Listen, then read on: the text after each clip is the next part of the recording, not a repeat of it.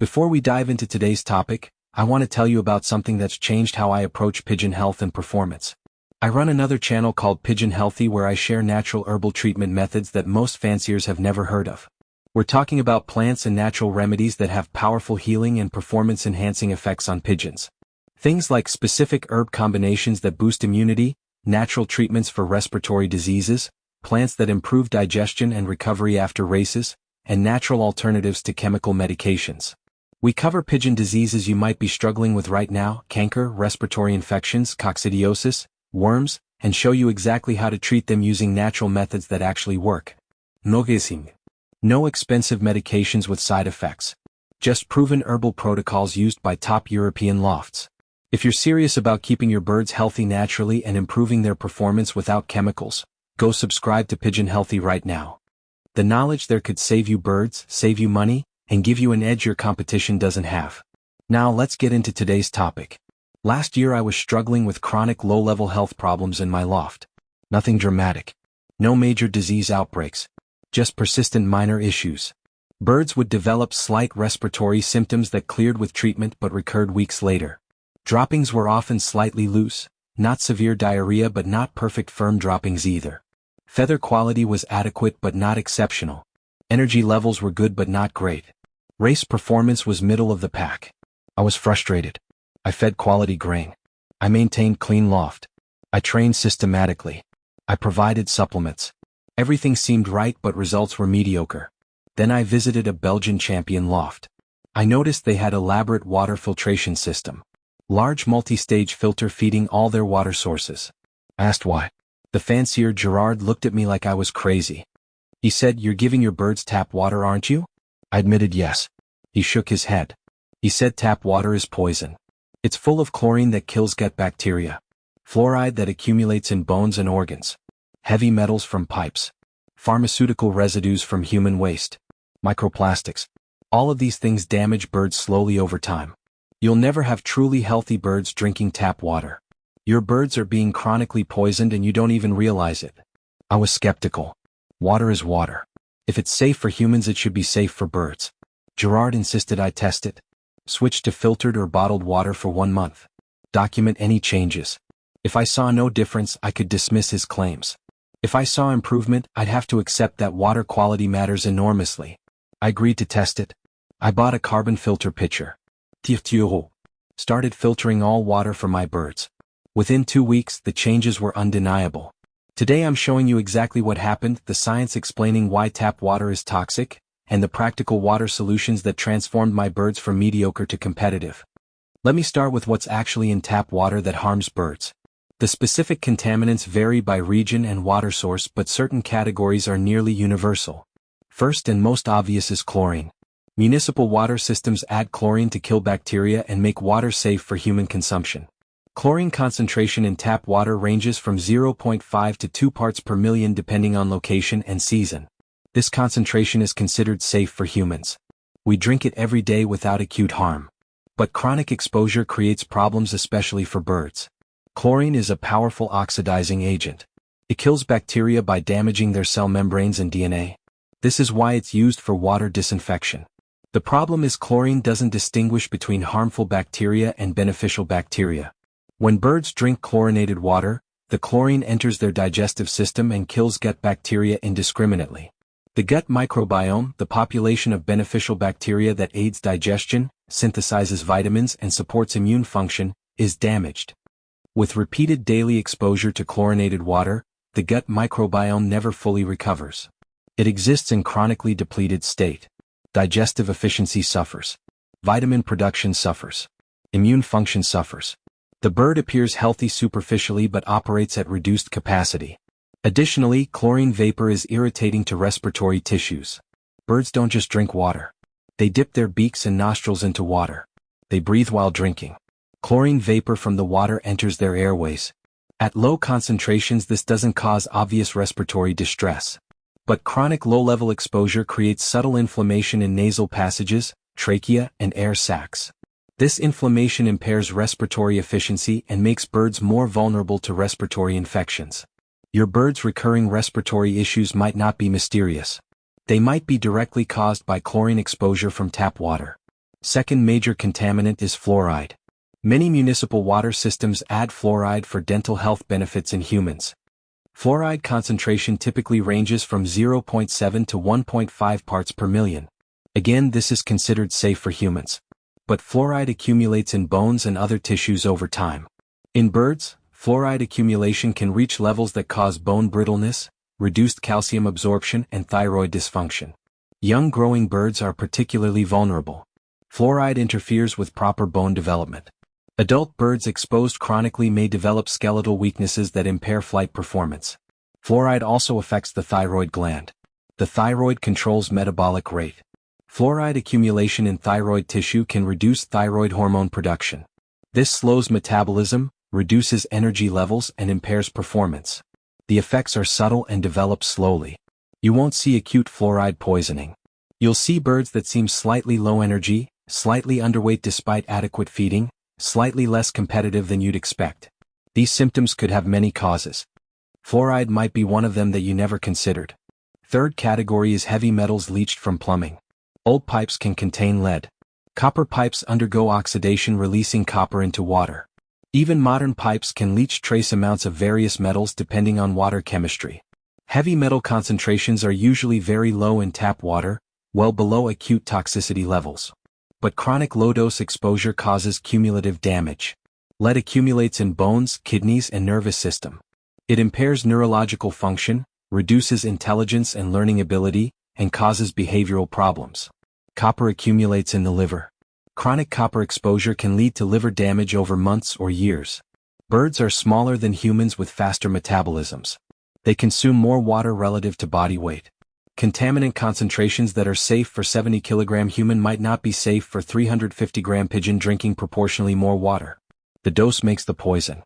Birds get higher relative doses of water contaminants than humans do from the same water source. Fourth category is pharmaceutical residues. Human wastewater contains trace amounts of medications. Antibiotics, hormones, painkillers, all sorts of pharmaceuticals. Wastewater treatment doesn't remove all of these compounds. They persist in water supply at very low concentrations. Again, concentrations are considered too low to harm humans. But we don't actually know long-term effects of chronic low-dose pharmaceutical exposure on any species including humans or birds. Some pharmaceuticals like antibiotics could contribute to antibiotic resistance. Hormones could disrupt reproductive function. The effects are unknown but potentially harmful. Fifth category is microplastics. Recent research has found microplastic particles in tap water worldwide. These are tiny plastic fragments from breakdown of larger plastic items. Microplastics act as endocrine disruptors interfering with hormone systems. Long-term effects are unknown but early research suggests potential for reproductive problems, immune dysfunction, and other issues. Birds drinking tap water are consuming microplastics daily. What this does to them over months and years is uncertain but probably not beneficial. Now let me describe my water experiment results in detail. I selected 10 birds for the test. All were healthy, in active training, similar age and condition. I weighed them, documented their droppings, assessed their feather quality, timed their loft flying sessions, and recorded their training return times from 10 kilometers. This established baseline. Then I switched them to filtered water exclusively. I used a carbon filter pitcher. Fill pitcher with tap water. Water passes through activated carbon filter which removes chlorine, many chemicals, improves taste. Takes 2 minutes to filter 1 liter. I filtered enough water daily for these 10 birds. Days 1 through 3 showed no changes. The birds drank the filtered water normally. Droppings looked the same. Behavior was unchanged. I expected this. Any benefits would take time to manifest as their systems adjusted to absence of contaminants. Days 4 through 7 brought first noticeable changes. Droppings improved. They became firmer and better formed. The slight looseness that had been chronic disappeared. Color improved too, more uniform brown rather than variable greenish brown. This suggested digestive improvement. Without chlorine killing gut bacteria, the microbiome was recovering. Better bacteria meant better digestion. Days 8 through 10 showed energy changes. The birds' voluntary loft flying sessions extended. Before the experiment, they typically flew 30 to 40 minutes then landed to rest. Now they were flying 50 to 60 minutes before landing. They seemed to have more stamina and motivation to fly. When I handled them they felt more vigorous. Stronger wing beats when they tried to escape my grip. More resistance when caught. These are subtle things but noticeable if you handle birds daily. Days 11 through 14 brought appearance changes. Feather quality improved visibly. Feathers looked glossier, tighter, more well-groomed. The birds looked healthier overall. Eyes were brighter and more alert. The subtle dullness that I'd attributed to normal variation was gone. These birds looked vibrant. I also noticed they were drinking more water. Before, water consumption was moderate. Now they were drinking enthusiastically. Possibly the filtered water tasted better without chlorine and they preferred it. Or possibly their bodies were craving clean water after years of contaminated water. At day 14 I tested training performance. I released all 10 birds from 10 kilometers. Average return time before the experiment had been 32 minutes. After 2 weeks of filtered water, average return time was 28 minutes. 4-minute improvement. 12.5% speed increase. From water change alone. No other variables changed. Same birds, same training, same feeding. Only difference was water quality. 4 minutes over 10 kilometers might not sound dramatic, but extended to race distances it's enormous. 4 minutes per 10 kilometers equals 12 minutes over 30 kilometers, 24 minutes over 60 kilometers. That's the difference between winning and being out of prizes. I continued the filtered water for the rest of the season. The improvements persisted. The birds maintained better droppings, higher energy, better appearance, and faster performance. I also noticed they had fewer health issues. The recurring minor respiratory symptoms that had plagued my loft for years disappeared completely. Not one bird developed respiratory infection during the entire season after switching to filtered water. This could be coincidence, but I don't think it was. Eliminating chlorine exposure eliminated chronic respiratory irritation. Healthier airways meant stronger resistance to infection. Now let me explain the practical water solutions. Most fanciers don't need expensive elaborate systems. Simple affordable options work well. Option 1 is carbon filter pitcher. This is what I use. Cost is 30 to 50 euros for the pitcher. Replacement filters are 10 euros each, lasting approximately 2 months depending on water volume filtered. For 10 to 20 birds, 1 pitcher is sufficient. Fill it morning and evening. 2 minutes per filling. Minimal effort. Carbon filters remove chlorine very effectively. They also remove many organic chemicals, improve taste and odor, and reduce some heavy metals. They don't remove fluoride or all contaminants, but they eliminate the worst offender, which is chlorine. Option 2 is faucet-mounted carbon filter. These attach directly to your faucet. Turn on tap, filtered water comes out. Convenient if you have many birds and need large volumes of water. Cost is 30 to 60 euros for the filter unit. Replacement cartridges are 15 to 20 euros, lasting 2 to 3 months. Flow rate is much faster than pitcher. You can fill multiple drinkers in minutes. The filtration quality is similar to pitcher, effective chlorine removal, some chemical and metal reduction. Option 3 is under-sink multi-stage filter or reverse osmosis system. This is premium option. Cost is 150 to 300 euros for installation. Replacement filters are 50 to 80 euros per year. These systems remove 99% of everything. Chlorine, fluoride, heavy metals, pharmaceuticals, microplastics, everything. The water is essentially pure H2O with trace minerals. This is best quality but most expensive. Worth it if you have large team and want absolute best water, or if your tap water is particularly bad. Option 4 is bottled spring water. Buy spring water in bottles. Pour un tout drinker.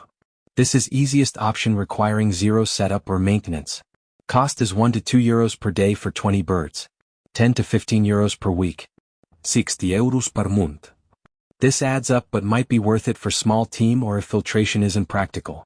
Make sure you buy spring water, not distilled water. Spring water contains natural minerals which are beneficial. Distilled water is too pure, completely demineralized, and can actually leach minerals from the bird's body if used exclusively long-term.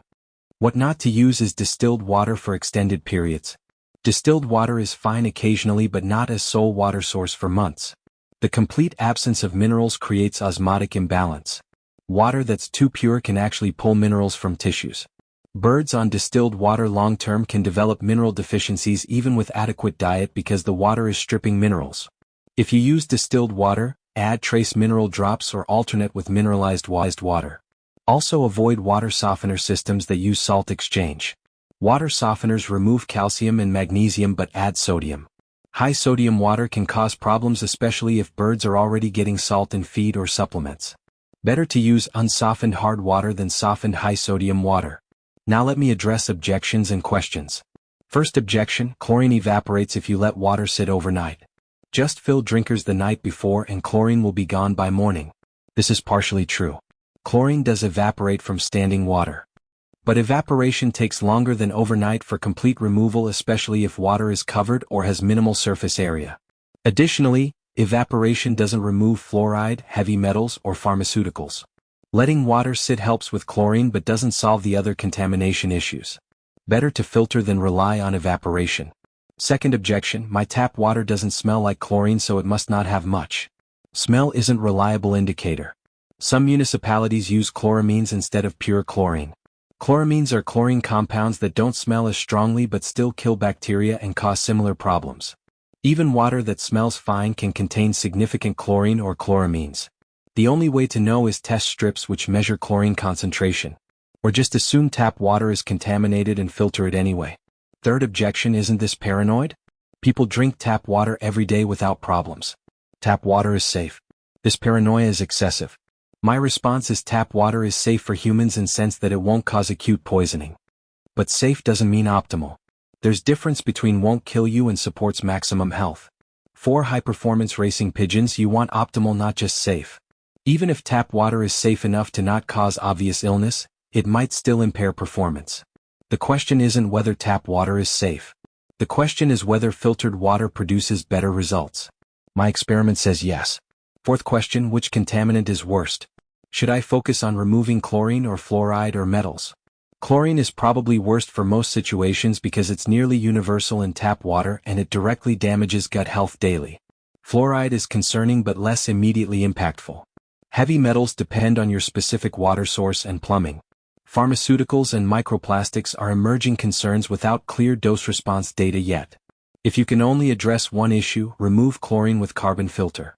That solves the most significant problem. If you want complete solution, reverse osmosis removes everything. Fifth question: what about rainwater? I have rainwater collection system. Is that better than tap water? Rainwater is potentially excellent if collected and stored properly. It's naturally soft, contains minimal minerals, and has no chlorine or fluoride. The challenges are contamination during collection from roof runoff, bacteria growth in storage tanks, and seasonal availability. If you have rainwater system, make sure it's clean.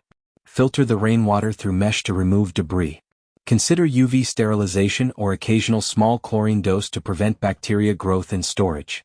Test the water periodically to verify it's clean. Used correctly, rainwater is excellent option. Let me give you comparison data from Belgian championship lofts. I surveyed 10 top Belgian lofts asking about their water sources. 0 used straight tap water. 3 used bottled spring water delivered weekly.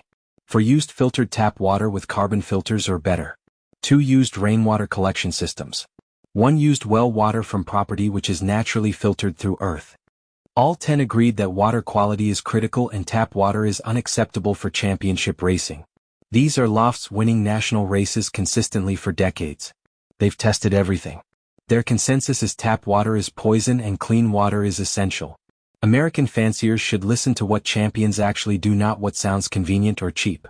If this video revealed that your tap water is sabotaging your bird's health and performance, hit the like button. Subscribe for management insights that actually move the needle on results. Comment filtered water if you're switching to clean water immediately. And visit Pigeon Healthy for detoxification protocols, because if your birds have been drinking tap water for months or years, their bodies have accumulated toxins. Natural detox herbs and supplements help eliminate stored contaminants. Clean water stops new exposure. Detox protocols eliminate old damage. Together they restore birds to optimal health and performance. Stop poisoning your champions. Start giving them the water they deserve. See you in next video. Claude is AI and can make mistakes. Please double-check responses.